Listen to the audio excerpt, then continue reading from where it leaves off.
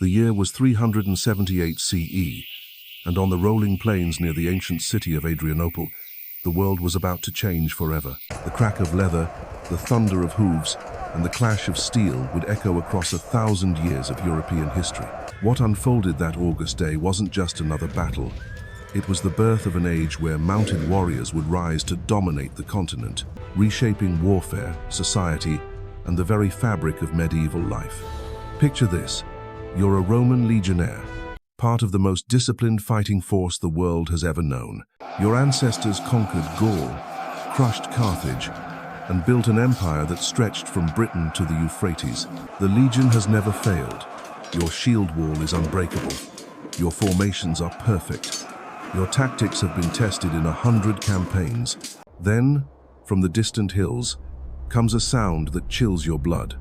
Not the measured step of marching infantry, but something else entirely. The earth begins to tremble beneath your feet. Dust clouds rise on the horizon, and then you see them. Thousands upon thousands of mounted warriors, their spear points glinting like stars, bearing down upon your position with the fury of a thunderstorm. This is the story of how cavalry came to rule Europe, how mounted knights became the masters of medieval warfare, and how a single tactical revolution would transform an entire continent for over 1,000 years. But before we dive into the legendary age of chivalry and castle sieges, we need to understand the moment when everything changed. The moment when the might of Rome met the fury of the mounted barbarian hordes, and the old world died screaming beneath the hooves of war horses. The Battle of Adrianople wasn't supposed to end the way it did. Emperor Valens had marched east with confidence, leading what he believed was an unstoppable force. The Gothic tribes had been causing trouble along the Danube frontier, and Rome had dealt with barbarian uprisings before. The legions would form their lines, the auxiliaries would provide support, and another rebellion would be crushed beneath the eagle standards. It was a story as old as the empire itself. But the Goths weren't fighting like barbarians that day. Under the leadership of Fritigern, they had learned something that would change warfare forever. They had discovered the devastating power of coordinated cavalry strikes. As the Roman forces advanced across the open field, confident in their traditional formations, the Gothic infantry held firm behind their wagon circle. The Romans pressed forward, shields locked, spears bristling, exactly as they had done for centuries. Then came the sound that would haunt Roman nightmares for generations. The Ostrogothic cavalry, led by Elatheus and Saphrax, had been waiting in the hills. At the crucial moment, they descended like a thunderbolt from the mountainside. Ammianus Marcellinus, the Roman historian who witnessed the carnage, described it as a force of nature. These weren't just mounted warriors. They were a hurricane of steel and flesh, crashing into the Roman flank with such violence that entire formations simply ceased to exist. The impact was catastrophic. The carefully ordered Roman lines crumpled like parchment in a fire. Legionnaires who had never known defeat found themselves trampled beneath iron-shod hooves. Veterans of a dozen campaigns died choking on dust and blood as Gothic lances found the gaps in their armor. In a matter of hours, nearly two-thirds of the Eastern Roman field army was annihilated. Emperor Valens himself fell somewhere in the chaos. His body never recovered from the slaughter. But Adrianople was more than just a military disaster. It was a revelation. The mounted charge had proven capable of shattering the most disciplined infantry in the world. Word of the victory spread like wildfire across the barbarian tribes. The Romans, those masters of the world, could be beaten. And the key to victory lay not in better shields or sharper swords, but in the thunderous charge of heavy cavalry. The Gothic triumph sent shockwaves through the Roman Empire. But the lesson wasn't lost on the survivors. Within decades, Roman military doctrine began to change. The old emphasis on heavy infantry started giving way to increased reliance on cavalry units. Germanic warriors, once considered barbarians, found themselves recruited into Roman service. The empire that had once conquered through the disciplined advance of the legion now sought salvation in the charge of the horse. Yet the transformation didn't happen overnight. The rise of cavalry dominance was built upon a foundation of technological innovations that had been developing for centuries. The stirrup, introduced to Europe through contact with Asian peoples, revolutionized mounted combat. No longer were riders simply balanced precariously on their horses' backs. the stirrup welded horse and rider into a single, devastating weapon. Imagine trying to fight from horseback without stirrups. Every sword stroke risks throwing you from your mount. Every lance thrust could send you tumbling backward over your horse's rump. The stirrup changed everything. Suddenly, a mounted warrior could brace himself against the impact of his own charge. He could lean into his lance thrust without losing his seat. He could deliver crushing blows with sword and mace, while maintaining perfect balance. But stirrups alone weren't enough. The development of the high-backed war saddle provided even greater stability, creating a secure seat that could withstand the tremendous forces generated in mounted combat. Improvements in horse breeding produced larger, more powerful animals, capable of carrying an armored warrior and his equipment into battle. The great horses of medieval Europe, ancestors of modern draft breeds, were living weapons bred for size, strength, and aggression. As the Western Roman Empire crumbled in the 5th century, Europe fragmented into a patchwork of kingdoms and territories. The old Roman roads fell into disrepair. Trade networks collapsed. Central authority vanished over vast stretches of the continent. In this chaotic landscape, local strongmen carved out domains defended by their mounted followers. The man who controlled the horses controlled the land. This was the world that gave birth to feudalism, a system built around the mounted warrior. Land was power, but land without defenders was worthless. Lords granted estates to warriors in exchange for military service, creating a pyramid of obligation that stretched from the humblest knight to the mightiest duke. At every level, the foundation was the same: the mounted man-at-arms who could ride to war when called upon. The Carolingian dynasty, particularly under Charlemagne in the late 8th and early 9th centuries, perfected this system. Charlemagne's empire stretched from the Pyrenees to the Elbe, from the North Sea to Rome.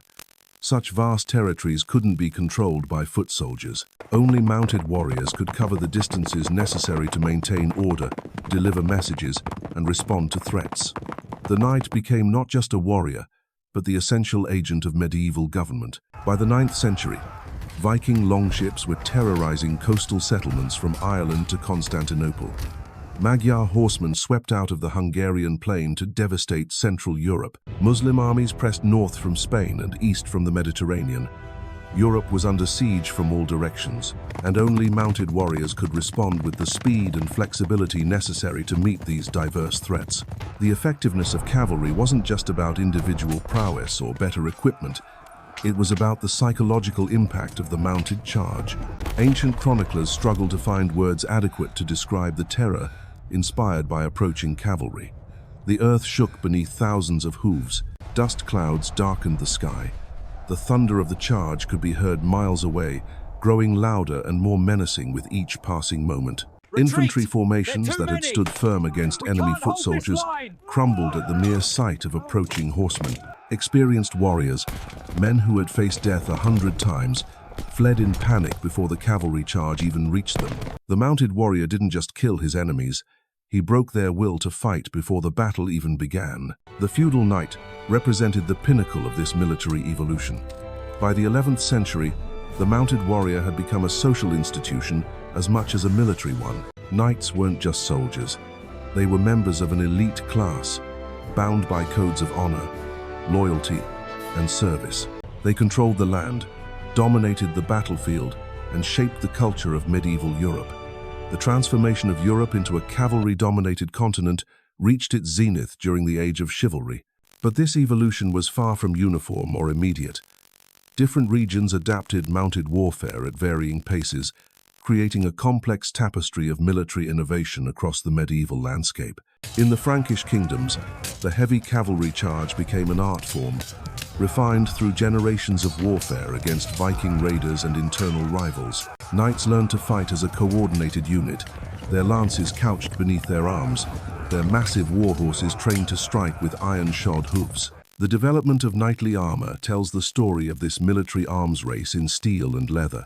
Early medieval warriors rode to battle wearing simple mail shirts, flexible garments of interlocked iron rings. That offered decent protection against slashing weapons, but little defense against the crushing impact of maces or the piercing thrust of well-aimed spears. As warfare intensified and weapons grew more sophisticated, so too did the armor that protected the mounted elite. By the 13th century, knights had begun supplementing their mail with plates of steel, creating hybrid armor systems that combined flexibility with enhanced protection. The Great Helm, that distinctive cylindrical helmet that has become synonymous with medieval warfare, emerged during this period. These massive helmets transformed knights into faceless engines of war, their identities hidden behind walls of steel, their humanity submerged beneath the requirements of mounted combat.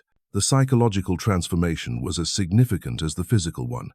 Knights weren't just warriors wearing armor, they were living symbols of power, their very presence on the battlefield, a declaration of aristocratic dominance. The weight of their equipment, the cost of their training, the years required to master mounted combat, all of this created barriers that separated the knightly class from common soldiers. Only the wealthy could afford to become knights, and only knights could afford to remain competitive in the ever-escalating arms race of medieval warfare. Training for knighthood began in childhood, often as early as 7 years old.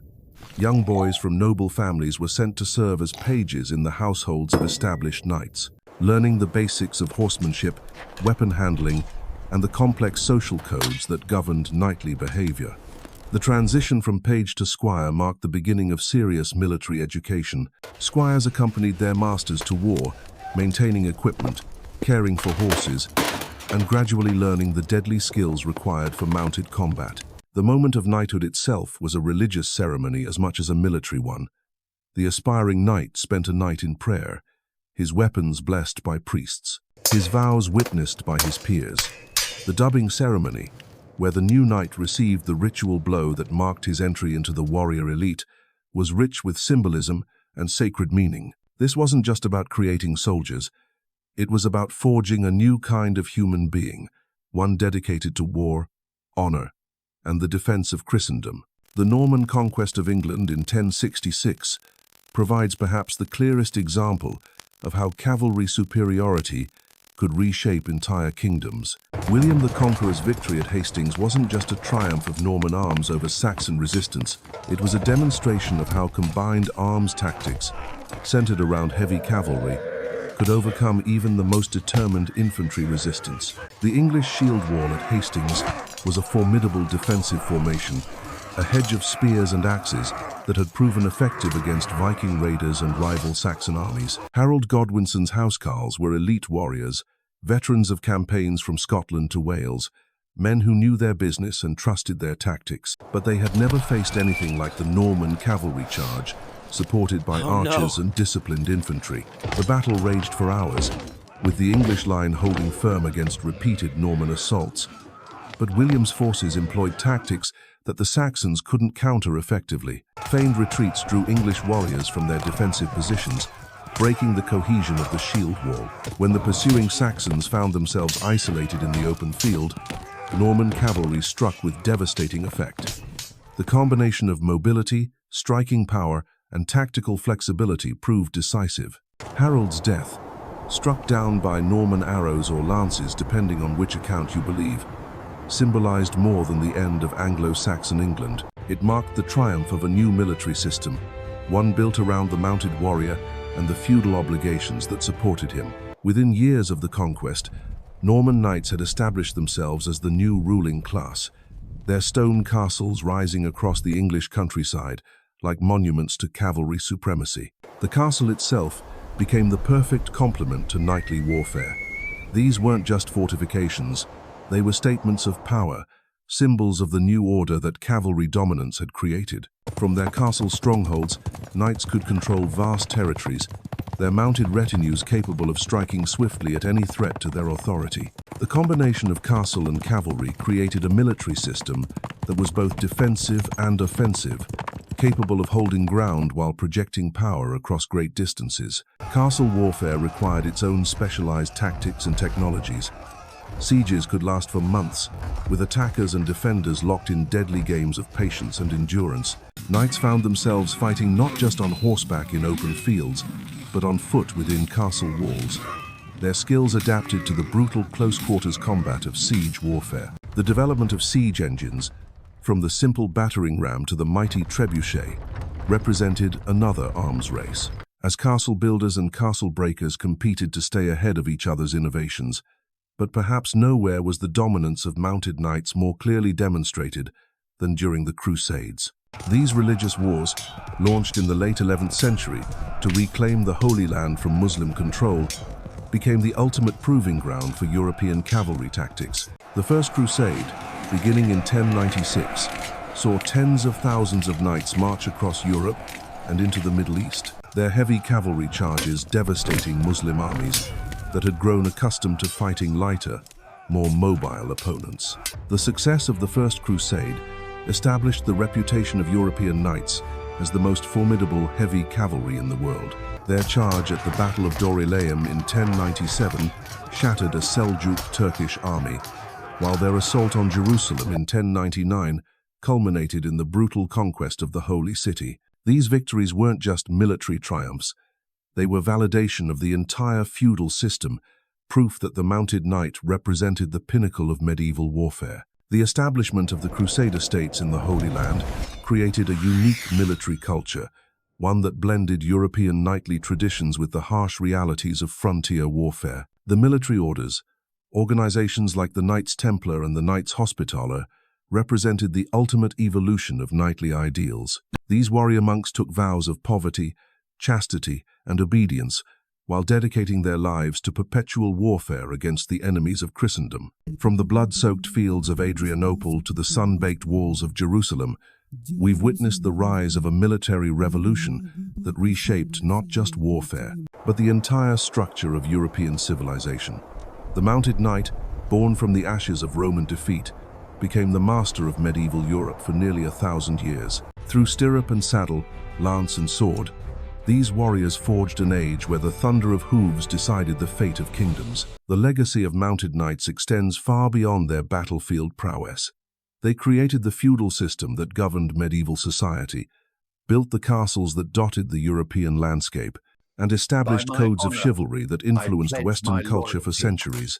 Yet, like all military innovations, their dominance was not eternal. The longbow at Agincourt, the pike squares of Switzerland, and eventually the gunpowder revolution would bring the age of cavalry supremacy to its end.